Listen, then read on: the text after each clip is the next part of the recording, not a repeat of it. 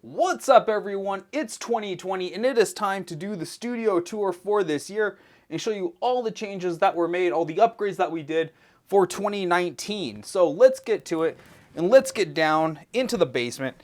Now, I will openly admit in 2019 there wasn't as many changes as in years past.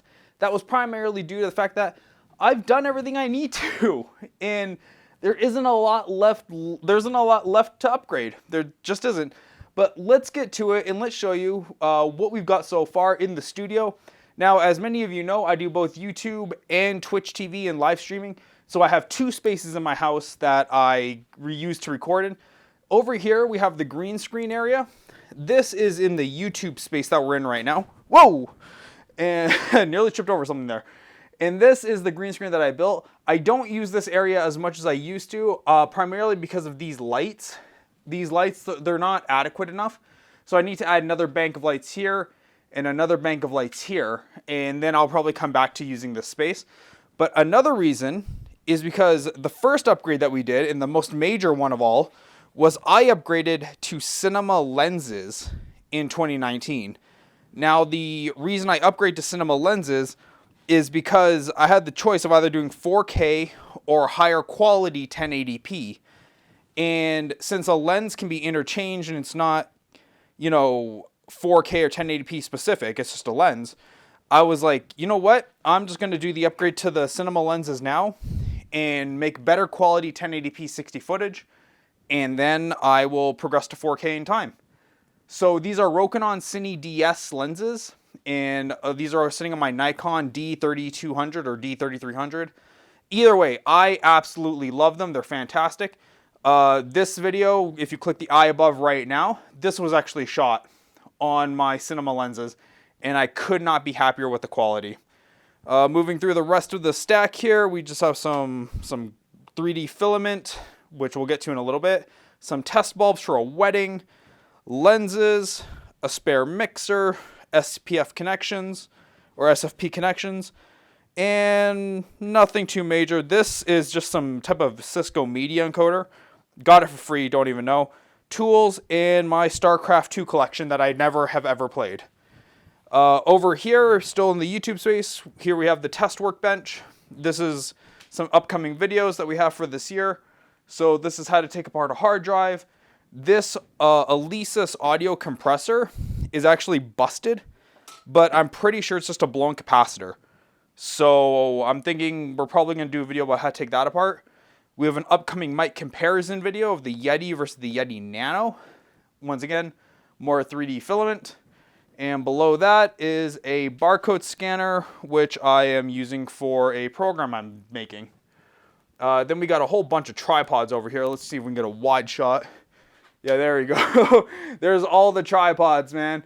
There's a lot of work that goes into all of this stuff. So obviously the one in the center is the primary tripod. This is the workbench tripod. It comes out to a right angle.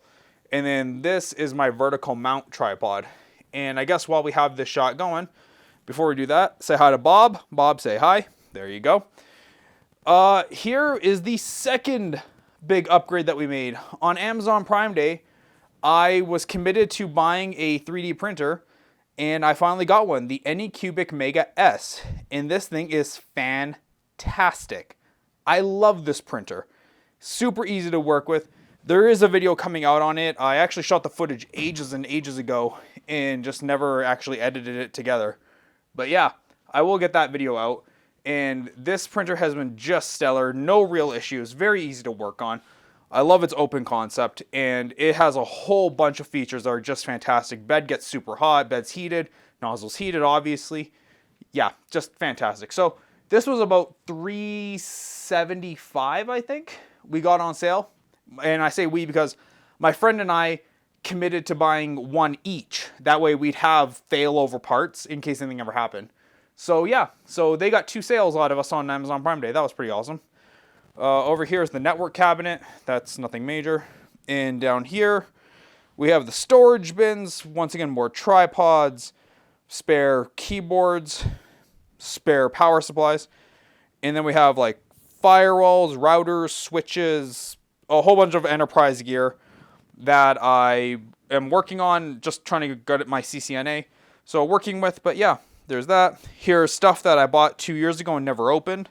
Oh, speaking of stuff I bought 2 years ago, I am shocked it's been 2 years since I bought this and still haven't reviewed it yet. I actually had to go look up my purchase history on it, and I was like, wow, I bought this in 2017 and I still haven't opened it yet. So that video is probably going to be coming out very, very shortly, because that's just, ooh. That part's just really, really embarrassing. not to having gotten over to that. Okay, now that we're done with the YouTube space, let's get into the part that everyone always cares about whenever they come over here, and that is the streaming space. So here we go, guys. Boom. The streaming space. And as you can see, there isn't a whole lot that changed over the course of this year. Yes, the room is still completely green. That light is still there because it's nice when I have the lights off, because right now it's brighter than the sun in here. Here is the backup computer. So this is mission control. These are my old 1080p monitors. These are my Raspberry Pis, my Asus Tinkerboards, my little micro PCs. And then as you can see here, I have a whole second streaming setup. It's almost identical to the first, to my primary rig. And then the only changes that were made were the addition of these two cameras over here. I was in a robotics class in January of 2019. So I would live stream me doing my homework, and I had an overhead shot of me working on the circuit boards. So I added those in.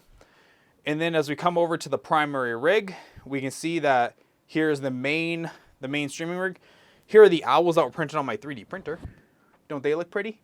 Look at that. They look awesome. Yes, that is a Nissan 300ZX, by the way. But yeah, so here is the primary rig. It's 4K, 6 cores, 12 threads, all the bells and whistles. That's an EV Electro Voice RE20 microphone. And then up there is my backup rig, or not my backup rig, my satellite rig. This runs like my chat mod windows and all my bots and everything. So yeah, and then that's a Roland VT3 vocal transformer. So there you go, guys. That is the whole studio tour. If you want a more in-depth knowledge of what I use, or more in-depth description, just check out the video from 2019, the studio tour we did there. That will give you a far more detailed look at all the equipment, but this is just a very quick studio update because, well, like I said, there wasn't a lot of changes this year. This year was very, very low-key. I only blew about, outside of the cinema lenses, in terms of infrastructure, I think I only blew like $200-300 this year. It was not a lot of money compared to years past. But yeah, there you go, guys. That's the studio tour, guys. Thanks so much for tuning in. Like, comment, share, and subscribe. Trying to get to 1,000 subscribers on this YouTube channel. Helps a lot. Guys, thank you so much for tuning in. I've been Arif. This is the studio tour, and I will see all of you on the next video. Have a good day, guys. Bye.